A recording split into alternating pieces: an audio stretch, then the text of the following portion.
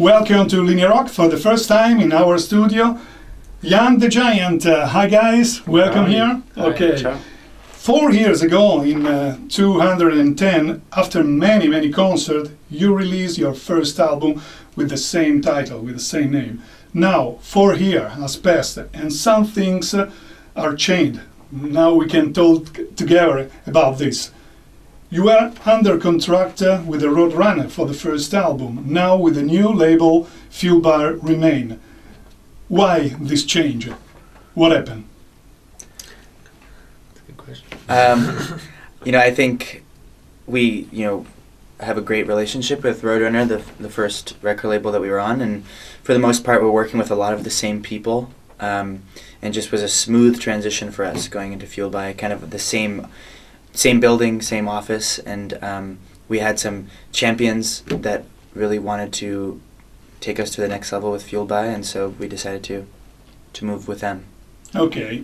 Also the producer is changed. For the first album, Joe Ciccarelli, and now another big name like Justin Melder Johnson. What gave you both, and how have helped you in the stories in the recording of the two different albums? Both of them had very different styles, but I think the time in our career that we met either of them was, really actually worked out very well for us. With Joe, it was our first time in a real studio, and he has so much experience working with incredible musicians, and I think that really helped us kind of understand at what level, if you want to make this a career, this is the level that you have to be ready to perform at.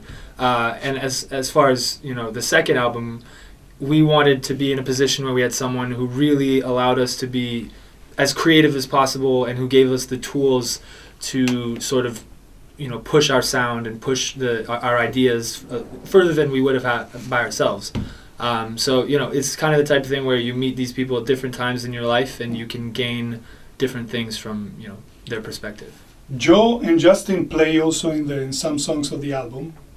Joe did not. No. Justin played a little bit of some percussion and some guitar. And probably write Heroes songs, write a song in the new album, right? No, Justin didn't write any of the music. We all wrote most of the music beforehand, but if we were ever stuck on something, he would give us some input and helped us in that way get past those obstacles. Where you have recorded the album? We In different studios? Or? We for the primary core of both records, we went to Sunset Sound. The first record with Joe Ciccarelli, we did in Studio One, which is famous for the Rolling Stones recording there and the Doors. And then the second time we went into Studio 3 with Justin, which is famous for Elliott Smith's records. And then we went to a secondary studio to finish all the bells and whistles and additions. And that was in Silver Lake this time, which is a very hip, bohemian part of Los Angeles. And I think that really inspired all of us, just being around kids our own age and around people exposing us to different types of music and styles of living. And Yes, because the songs of the first album you are writing in Newport, right? In a house in front of the ocean, live together for some time. And the new songs, I Was Born, in a different way. The second record was constructed through, lots of sound checks of just coming up with new ideas, and then also 3 separate houses that we all lived in. We lived in Glendale in Los Angeles, in Malibu, and in Palos Verdes. And in Palos Verdes, we did most of the writing there, and we kind of bunkered away and kind of isolated ourselves a little bit from the rest of the city, and really just got down to the meat and potatoes and wrote really hard, wrote for a long time, and came up with a bunch of bad ideas and came up with some good ideas, and we're just persistent until we had the whole record. Mm-hmm. The title of the new album is Mind Over Matter. Refers to anything in particular? Mind Over Matter was the first track that we'd written where I think we really realized what we wanted to do for the record thematically and for me lyrically, and just about the idea of getting over obstacles that you create for yourself or not getting over them, or just the constant battle a person has with their own struggles that they create for themselves. And it's something that we experience as a band writing together. This time we had a lot of expectation we put on ourselves. We wanted to change and evolve and do something different. And it took us, some time to kind of meditate and not think about those things so much and just do as opposed to thinking. So also the lyrics of the album you write together? I write a good portion of them, and then Francois and Eric and everyone helps me. When there are certain things, and if they feel inspired, they'll write. So yes, the inspiration is personal things or fantasy?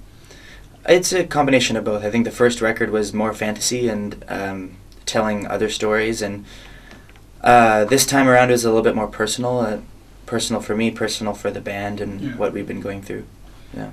After the release of the first album, you play for a long, long time, many, many years, and they're all around the world, also in Italy. And you play tomorrow in Rome, Thursday in Milan here, and after we can talk about the other concert in Europe, okay? But all this concert that you have doing in many, many years, how does it serve to grow the band in every day? I think as a band we translate really well in a live setting. Something we're still struggling to achieve is to accomplish what we sound like live. And I think when people come and watch us, we kind of evoke just a different emotion than maybe is captured on the tape when we record. And I think we bring a lot of energy to our performances, and it really helps just engage people, because it kind of, at this point we're still trying to figure out who we are as a band, and I think we kind of find that a little bit more when we play live, and we get to have more, like, this more malleable kind of state with the songs, and we can be inspired and change things on the fly, and I think people really dig that live, and I think that's why our live show has become our trademark, is just because, I know, we bring energy and people engage with that, and I think when you have the visual aspect to it of us performing these songs, I think it's engaging, and I think that's grown our fan base slowly but surely. Yeah. Tomorrow Rome, Thursday Milan, after the tour continue in Europe for some festival, I think, so for this preview of summer. Yeah, we have 2 festivals in Germany, and then we play Pink Pop in the Netherlands, and then we head on back to the States for more shows. And during the summer in the States, you play, for example, in many other festivals, especially Lollapalooza. I think this is a good experience, play with a different style of music like a Lollapalooza festival, right? Yeah, we've played Lollapalooza once before, and it is still one of my favorite festivals. It's right in the center of Millennium Park in Chicago, which is a great setup for a festival, because you've also this year in Chicago? Yeah, also this year in Chicago. It's got the surrounding cities, so in the daytime everyone converges on the park, and it's a huge festival and a party, and then at nights they do these things called like after show parties. So we're actually going to be playing a secondary show while we're there, and it'll be a smaller show, but I think it's just a really, really good festival, and kind of gives a festival goer lots of chances to go see their favorite bands, either on like a main stage setting, like we'll be playing at the festival, or in a more private setting, like we'll be playing at our smaller show. The concert here in Italy of Rome and Milan, it's for play live a mix of some songs of the first album and some of the new, or you play all the new album? We play a mix of old and new songs, and we've done about almost over 100 shows now already in the States, and some abroad, and we're very comfortable now with the headlining set and weaving the story together. That kind of brings both the old and the new record together, and I think provides more context for the listener, where the thought process has gone in between, and it's an experience, and it's fun for us because it allows us to change it up every night. And how is the approach to a video clip? Because you have now recorded 2 video clips for the new album, right? Probably after 2 in the future, I don't know this, if you decide you or the label. And it's a funny in general or not? Well, videos are, it's a lot of work, and you really never know how it's going to turn out until you see it. So for us, it's definitely something that we continue to work at and try to understand what it is that makes a good video, and Most of the time we'll get in contact with the director and kind of come up with a basic idea and, sort of just take it step by step. But, you really, you have no idea until you finally see what it looks like, and it's either a pleasant surprise or, not so because pleasant. Sometimes the band is a protagonist, sometimes there are different actors. There's just so many ways to do, videos. So sometimes it's a cartoon, so right, very different. Usually, for a new band, it's not easy to create a personal sound. Many times, the new band are subjected to the personal influences. As you have behaved, or some of your artists that you listen when you was more young, are influencing the style of your music. I think with any band you nailed it correctly. When you start off, you try and emulate other bands' sounds, and I think that's just completely natural. If anyone's learning an instrument, you try and sound like the recording, sound as good as possible. And I think we're at this stage right now where we've taken a lot of years to learn tons of cover songs and listening to other bands and trying to emulate what they do and kind of take the little elements of each act that we look up to and bring it into our own music. And we finally have the vocabulary from all that studying to actually create our own kind of sound. And I think we're slowly getting there, that we'll one day be like, oh, that band sounds like Young the Giant, opposed to being like, they sound like X band or something. I don't know. So yeah, you're correct. It's like an ongoing process, and I think for any starting band, being compared to another band is just commonplace. It's the only way people can put a label on something. So. But now you listen also other artists. You buy CD or not? In general. I download music now. I used to pirate, but now I'm really good, and Joe Ciccarelli told us that.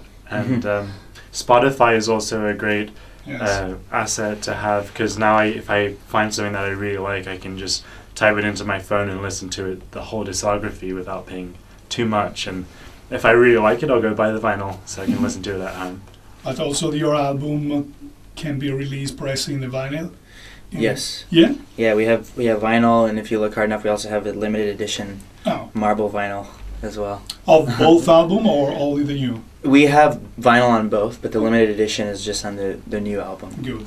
And the last question, how is important the web and social network for a band? Old band and new band. Now, you can live without this or not? Yeah, it's somewhat of a necessary evil, I guess. I think back in like the 60s and the 70s and even the 80s, there was a lot of mystique that surrounded bands, and I think that almost created like local like legends and like mythology around the bands, because there'd be only a couple pictures. You see Led Zeppelin in front of their plane, for instance, and you weren't given more context than that, so all these people would just assume and create these like stories around the band that maybe weren't even true. But nowadays everyone's kind of subject to like feeding their social media sites in order to engage fans, because people have so many like different stimuluses coming at them from different bands that to stay relevant and current, it's actually really important that you put forward a social media presence. And I guess we don't mind it too much. We all love photography and like sharing interesting links on Twitter, and it's an ongoing process, and we're always like sometimes we'll be really good at it and other times we back off, and I think it's just a balance, and we're still adjusting to that climate of social media. Okay. Mind Over Matter is go out by some days here in Italy, and the album was go out some month before from the rest of the world. But you now, probably it's too early, but you have some ideas for new songs. In general, songs can born also when you are in tour and you listen or watching something. Yeah. And this is a good for... Yeah, I think it's important to continue writing as a songwriter, to continue your craft like anything else. But we're hoping that the cycle is a long, prosperous one, and it's just beginning now. So how many months stay in the studio for recording the last album? like 4 or 5 months, Wow. something like that. It's a long process. But then also all the writing. And we before spent a year that, before so that writing, so yeah. Yes. It's a process. Thank you very much to Ian the Giant. See you Thank the you. next time. I Yes. hope that you can return here in Italy the next year. So do we. Bye. Thank you. Thank you.